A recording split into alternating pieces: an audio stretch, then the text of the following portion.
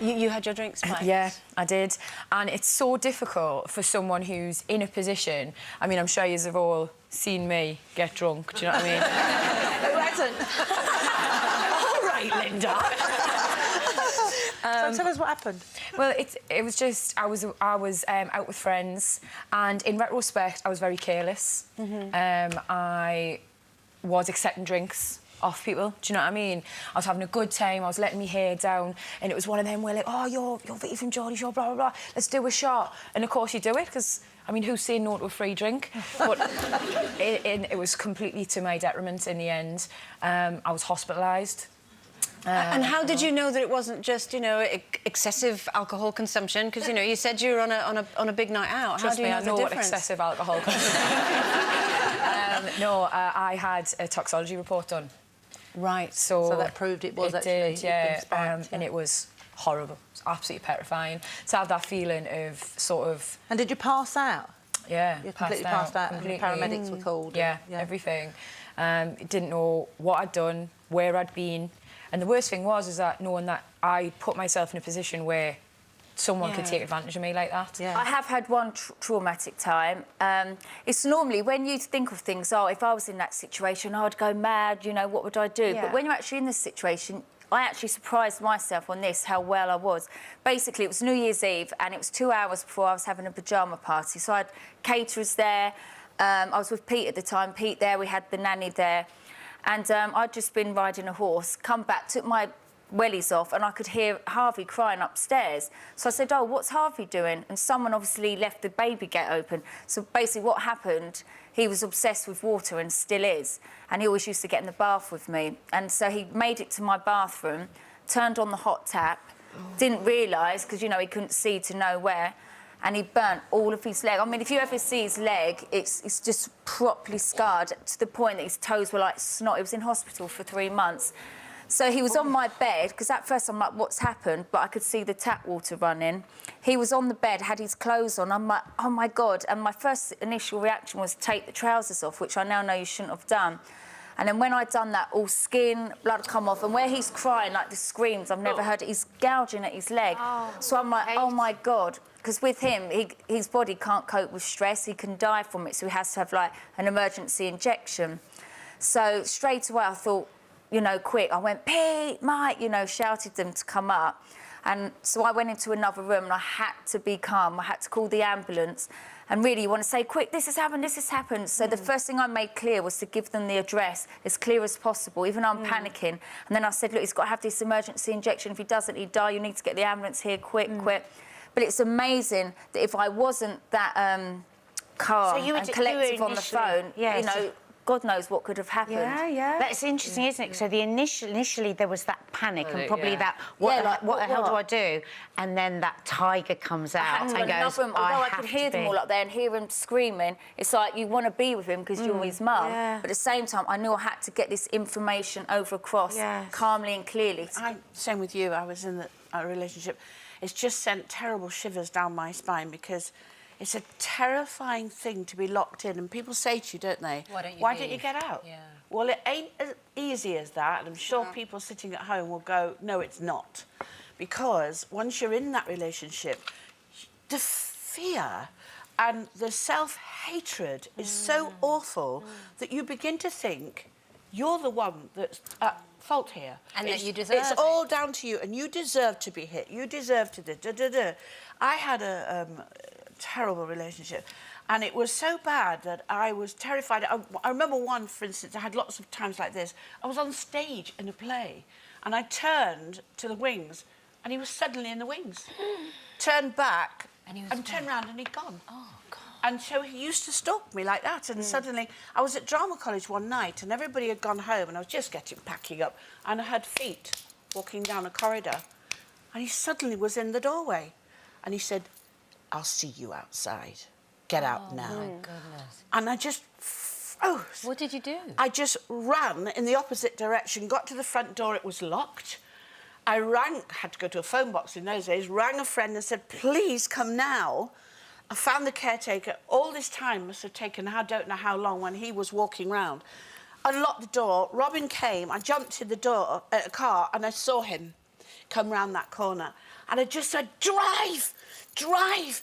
And he drove, and I just saw him like that. And I knew that he wanted to kill me. I really knew. If he'd have caught me that night, he'd done something really... And you can't... It's getting out of it. I did get out of it eventually. But until the day this man died, I've had a shadow over my shoulder, always, on here, thinking... Just in case. Just one day I was walking through the road and I thought...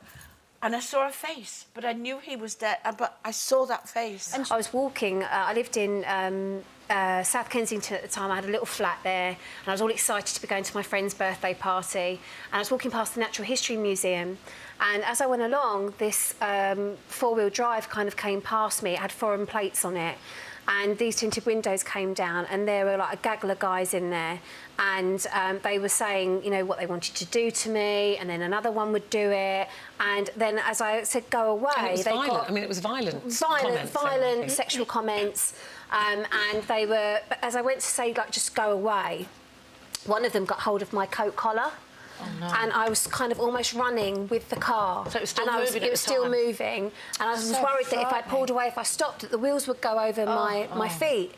And I was panicking so much, and I just thought, this is it. This is it. They're going to drag me into the car and then do whatever they're going to do with me. Next thing I know, this black cab just comes from nowhere and just pulls in front, stops, bang, literally in front of the car. I don't think he'd have cared if they'd have got into the back of him. He came running round and he said, you stay there. He pushed me to one side and he got hold of the guy by the scruff of his neck and he just said, what on earth do you think you're playing at? You do not do that to anybody. That's incredible.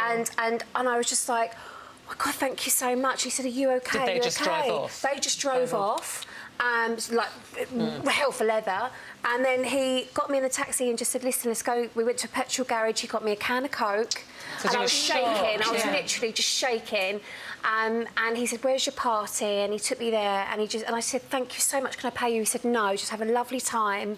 And he recognised me at the time. I was really well known, and he just said, have a lovely time, and please just make sure you get a car back. Don't walk on your own at night. I know it's only around the corner, but please, you know. I went, don't worry, I will.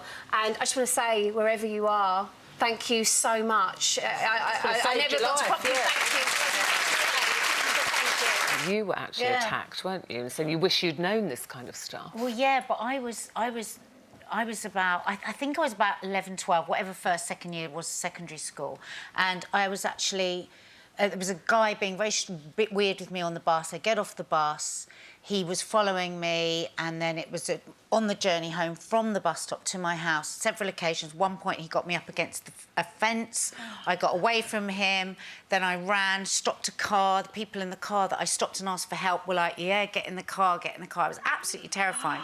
I literally don't know how I got from A to B because I was panicking and over-breathing. Got to just round the corner from my house, and he pulled me down the hill and actually got me down, and just his hand up my skirt. And I managed to get... I mean, I don't really know what I was doing, but I was just screaming and flailing. But this was school time, you know, so there was people... So I think if it had been any later, I think I would have been in a lot more trouble, ran home, my parents were there, threw into the house. It's funny, actually, because I remember at the time my dad went really, really silent when all this was happening. I remember thinking that I'd done something wrong. Well, it wasn't until years... Because my dad was never cross with me. My dad's the loveliest dad in the whole world. But it wasn't until years later that my mum said he was so paralysed with what had happened to you that he couldn't speak. And I remember after that he kept weaving in conversations, whatever he did.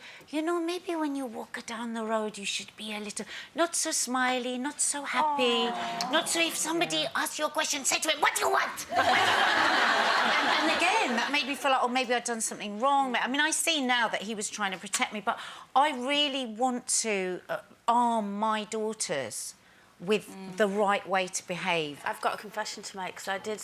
Because I love Colleen. I am pulling up a chair. Come on. Gather in. There's something I'm not proud of, and it's very bad. But with an ex-boyfriend, this girl who came along and had an affair with my ex-boyfriend, Whilst you were going out? Whilst I was still with him. Yeah, he wasn't my ex at the time. Right. Anyway, so it all finished with me and him anyway, and I got actually quite friendly with this girl in the end. And then she sat there and said to me one day, yeah, but the difference between me and you is he wouldn't do that to me.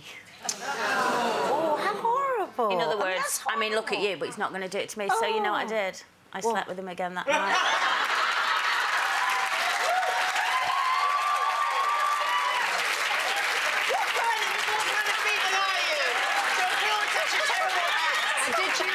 Did you tell her? The worst thing is, the next day I went, he did. Then I felt very, What very did she guilty. say? She was really upset, actually. I did feel bad the next day. She shouldn't have been so cocky with herself, let me tell you. And she shouldn't have taken your boyfriend in the first place. She did. She carried on seeing him for a couple of years, but then he broke her heart in the end anyway. So he cheated with other people as well? Yeah. Crikey. That was worth it, wasn't it? That was good.